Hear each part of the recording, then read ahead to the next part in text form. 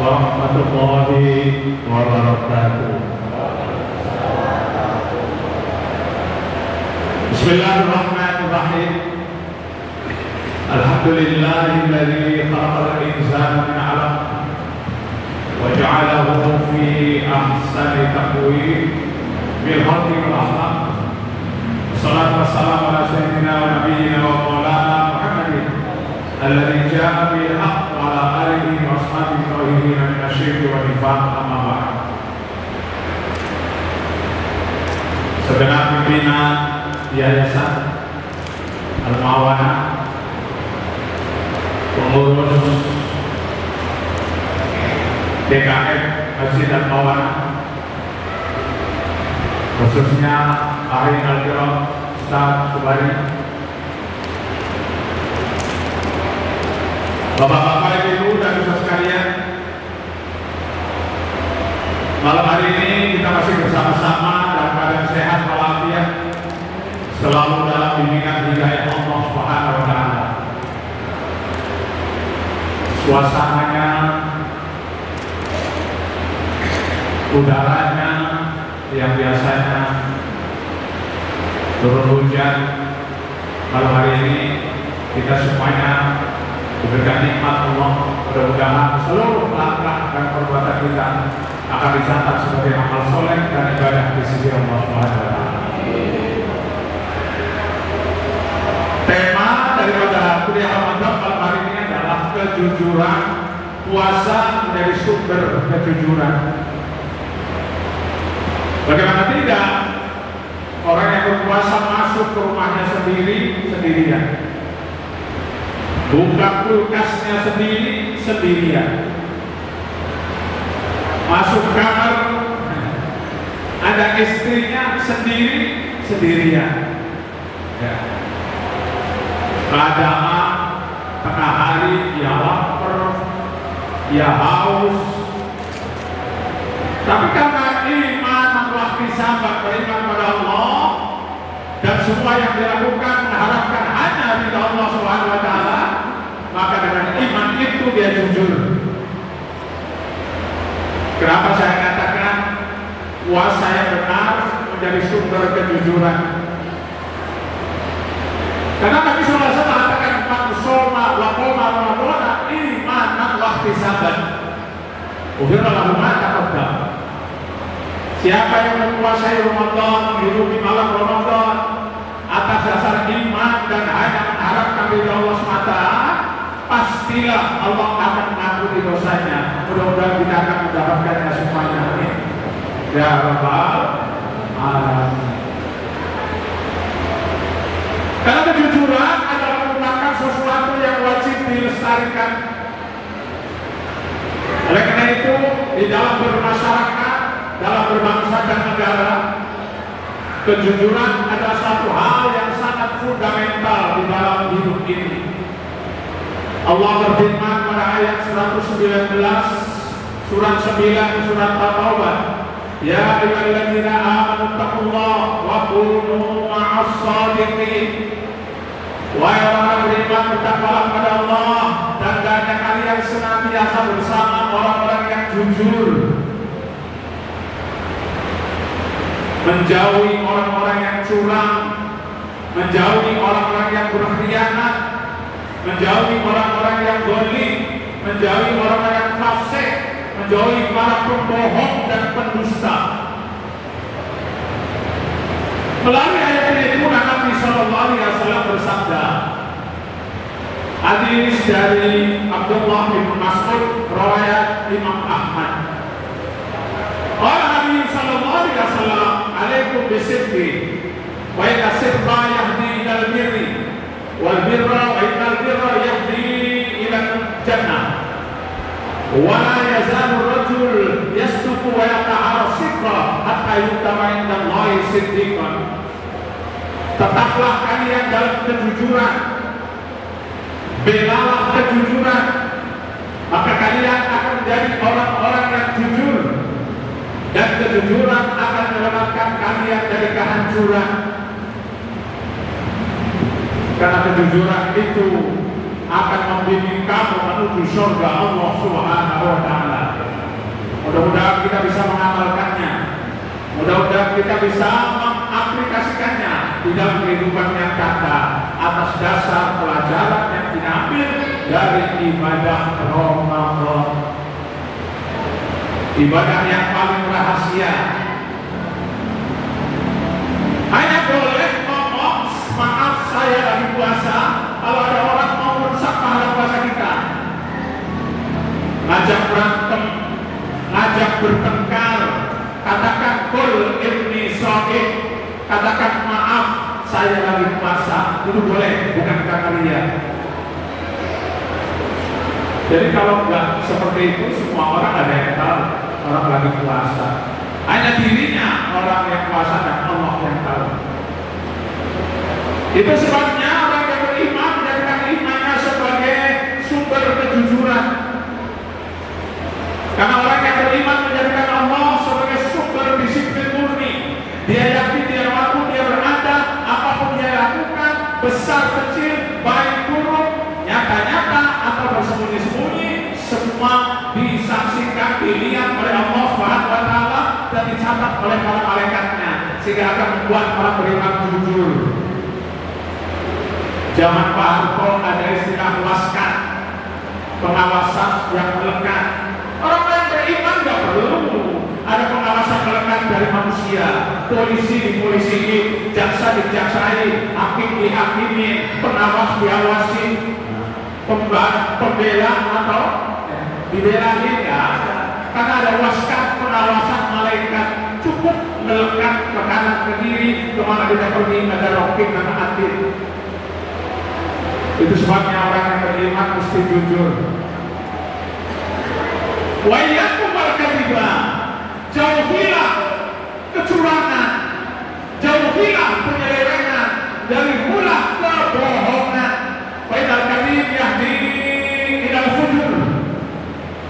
Karena kebohongan akan membimbing kamu kepada kehancuran, kepada kecurangan, dan kecurangan, kebohongan akan membimbing kamu menuju pengkhianatan, dan pengkhianatan akan membimbing kamu menuju siksa neraka di sisi Allah Subhanahu wa Ta'ala. Mudah-mudahan kita semuanya dijauhkan dari itu. Anda bisa baca surat Asy-Syams ayat 7, 8, 9, 10. Asy-Syams, bacaan sampean kalau sholat duha. Wa nafsi wa ma sawwaha fa'alhamaha fujuraha taqwaha wa aflaha zakkaha wa qad khaba man dassaha. Demi jiwa dan penyempurnaan penciptaannya. Setelah Allah menciptakan manusia, ditulis roh dari sisinya, jiwanya, kemudian falhamaha fujuraha, maka Allah menginspirasikan, mengilhamkan kepada manusia dua jalan. Jalan fujuraha, jalan kejahatan, kemudian jalan ketakwaan. Jadi kita punya modal dua sebagai sunnatullah. Ya, ada baik, ada buruk, ada hak, ada batil, ada ma'ruf, ada munkar, ada wajib, ada haram, ada najis, ada yang suci. Walhamaha fujuraha wa taqwaha. Setelah Allah ciptakan manusia dengan pembentukan dan penciptaan ruh, penciptaan yang sempurna, Allah mengilhamkan kepada jiwa manusia dua jalan. Wa hadainahul najdain. Ada jalan menuju kebajikan, jalan menuju kejahatan. Qad aflaha man zakkaha. Sungguh beruntung orang yang mensucikan dirinya dari segala perbuatan, ucapan, tingkah laku yang dimurkai Allah Subhanahu wa Ta'ala. Sungguh beruntung orang yang mensucikan dirinya dan jiwanya dari segala perbuatan maksiat dan mungkarat. Faqad khaba man dassaha.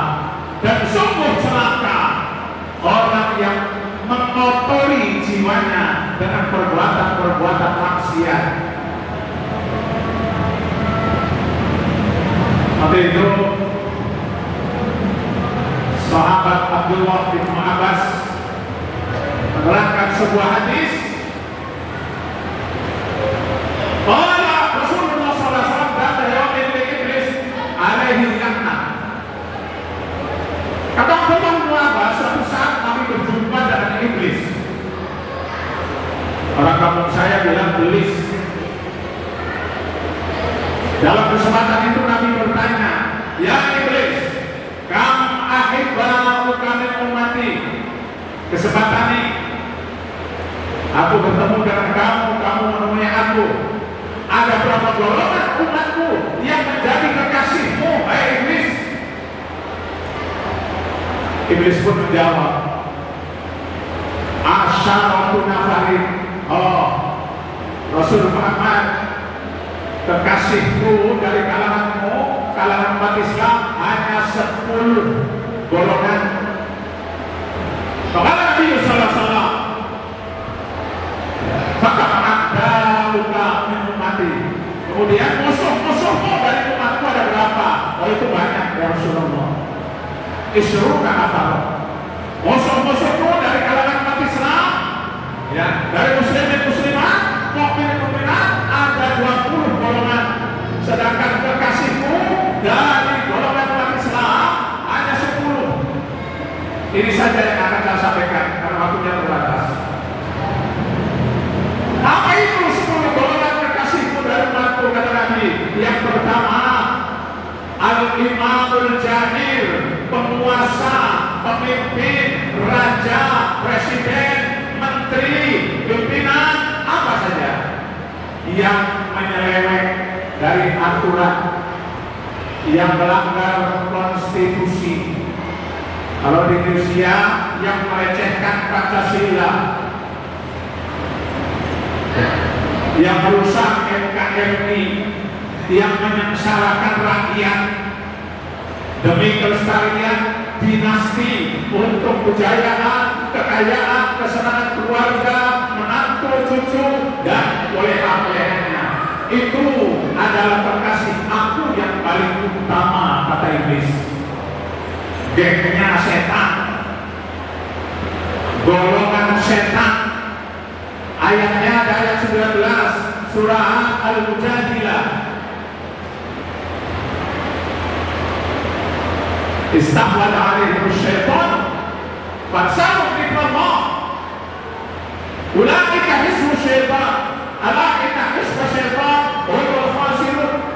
Apabila orang sudah dikuasai oleh setan, orang sudah dikuasai oleh iblis, mereka tidak lagi peduli kepada kejujuran, yang ada kecurangan, pengkhianatan, penipuan, pengkhianatan dan penipuan. Mereka adalah gengnya setan, mereka adalah kelompoknya iblis, dan mereka adalah kelompok yang paling rugi di sisi Allah. Boleh dengan kecurangannya di bumi, di dunia ini menang kuasa, tapi tuntutan Allah di akhirat tidak akan lepas dari siapapun. Alaihissallahu bi ahkamil hakimin. Yang kedua, wal mutakabbir, orang yang sombong. Wa takabur ya Rasulullah, apa sih yang disebut sombong ya Rasulullah? At-takabbur batarul haq wa hukum nas. Yang disebut sombong adalah menentang kebenaran Allah dan Rasulnya dan menganggap orang lain remeh-temeh. Dia paling hebat. Kalau bukan karena saya, kalau tidak ada saya, untuk ada saya, karena saya loh. Itu kekasih iblis. Pemimpin apa saja? Ya.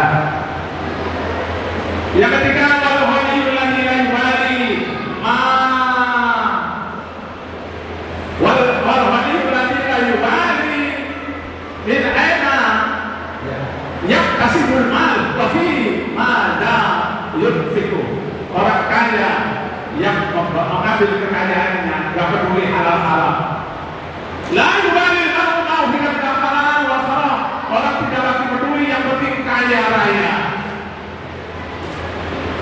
Ya, di kantor korupsi, di proyek korupsi, KKN, di kantor PPL pemerintah gratifikasi. Jadi pengusaha manipulasi, di tempat hiburan prostitusi, hidup bermasyarakat di kampung ngapusi, kerjanya nipu. Apalagi nipu Allah, nipu Rasul, nipu dirinya sendiri. Itu kekasihku, hai Muhammad, kata iblis. Ya. Yang keempat, wal alim alladzi sadaqa al-amir ala jawarihi. Orang alim, ulama, kiai, hadis, ustaz, pendakwah, pendai, pengamal, tapi mendukung pemerintah yang menyeleweng, mendukung penguasa yang zalim. Masih duitnya banyak. Mereka kelompok tawadhu tahu warnanya duit. Wal alimul ladzi sadaqa al-amir ala jawarihi.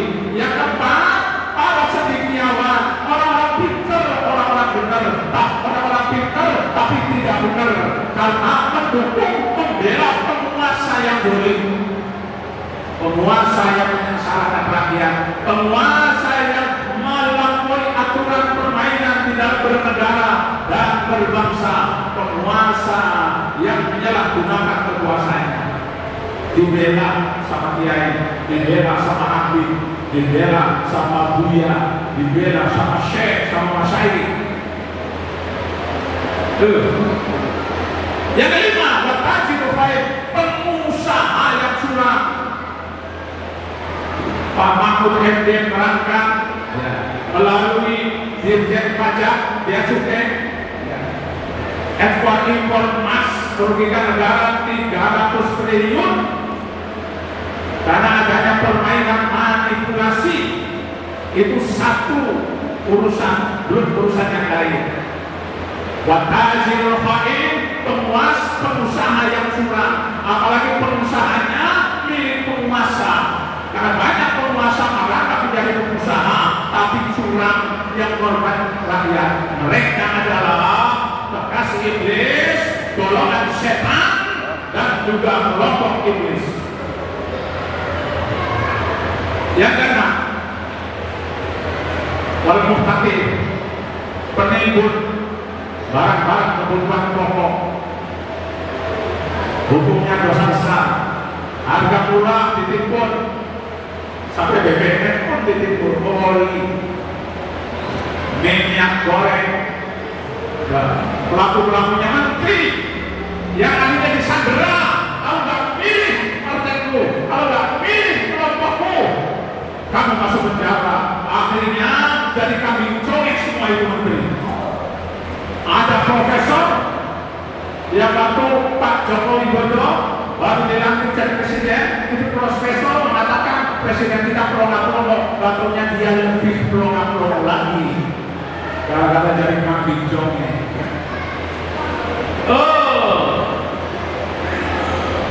Itu yang keenam, al-muhtaqir. Yang ketujuh, wazani berzina.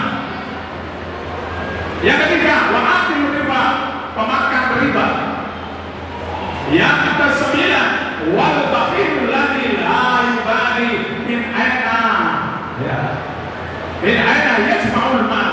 Orang-orang yang pelit, yang bakhil. Untuk apa? Alladzi jama'a malahu wa 'addadahu yahsabu anna malahu akhlada. Kalla la yubadaka fil hutamah. Wa adraka al hutamah. Narullahi muqaddah allati taqad. Itulah orang-orang yang bakhil. Ya, baik dari harta yang halal maupun yang tidak halal, kemudian dia pelit. Sehingga Nabi sallallahu alaihi wasallam mengatakan, al-wail al-wail hatta tajalahu bi khair wa tabaddama bi syarr. Celaka manusia, sedahsyat siksa manusia di akhirat, orang yang kaya raya pelit.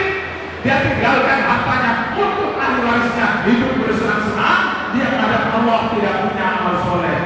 Pahala zakat nggak bawa, pahala jariah nggak bawa, undang masjid tidak pernah, wakaf jariah tidak pernah, zakat apalagi, kemudian sedekah infak tidak.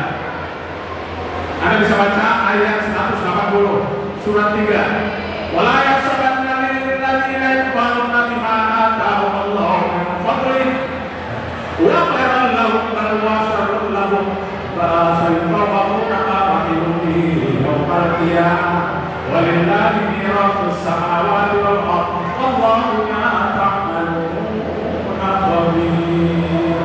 Ayat 180 surat Ali Imran. Jangan sekali-kali menyangka bahwa orang wahid itu baik menurutnya, tapi padahal paling buruk. Kaya waktu hidup, miskin waktu mati menghadap Allah. Ya Bapak soleh. Padahal semua kekayaannya yang dibakili akan digalungkan nanti berupa sudahu akhroh, berupa naga, ular naga yang akan mematok dengan buah apa ini namanya tarik, sehingga semua dagingnya habis, kemudian dikembalikan lagi sama Allah, dimakan lagi habis, kemudian dikembalikan lagi sama Allah. Orang bahir, rumah kontrakannya di mana-mana banyak, rumah kos-kosannya di mana-mana banyak, ya. Tapi suka nipu orang, pelitnya naudzubillah. Padahal dia adalah orang kaya, punya pabrik, punya perusahaan. Allahumma walillahi mirathus samawati wal ardh. Padahal semua yang ada di bumi langit adalah milik Allah. Mereka sadar, mereka tidak nyadar bahwa semuanya milik Allah. Yang kaya dititip oleh Allah. Yang terakhir yang ke-10, kekasih iblis adalah wasaribul khamr al-mudminu 'alaiha. Penikmat keras dan obat-obat terlarang. Baik yang cair maupun yang padat, yaitu pemabuk, peminum. Kata Nabi, ya, orang yang melakukan itu keluar iman dari perutnya. Apabila dia sakit, jangan dijenguk. Apabila dia mati, jangan disembahyangkan. Apabila dia mati, gak usah dirawat, gak pakai kasihan. Orang yang matinya, apalagi matinya lagi zina, matinya lagi jadi koruptor, matinya lagi mabok, dia mati tidak membawa iman di sisi Allah Subhanahu wa Ta'ala. Ayatnya banyak di dalam Al-Quran. Karena waktu terbatas, sampai di sini saja. Saya mohon maaf apabila ada kekurangan dan kekeliruan. Biasanya saya ceramah hanya sampai jam 8, tapi karena tadi banyak diambil sama MC, ya, maka ini lebih 10 menit. Saya minta ikhlasnya. Ikhlas? Ikhlas? Yang 20 golongan yang menjadi musuh iblis tapi kekasih Allah dan Rasul, tunggu pengajian dimulai lagi setelah Ramadan beres. Lama minggu, kemudian kali ini dengan kafaratul majlis. Mudah-mudahan semua kesalahan yang terjadi di majlis ini diampuni Allah. Bismillahirrahmanirrahim. Subhanakallahumma wa bihamdika asyhadu an la ilaha illa anta astaghfiruka wa atubu ilaik. Innal ladzi farada 'alaika qur'ana la yaqdiru.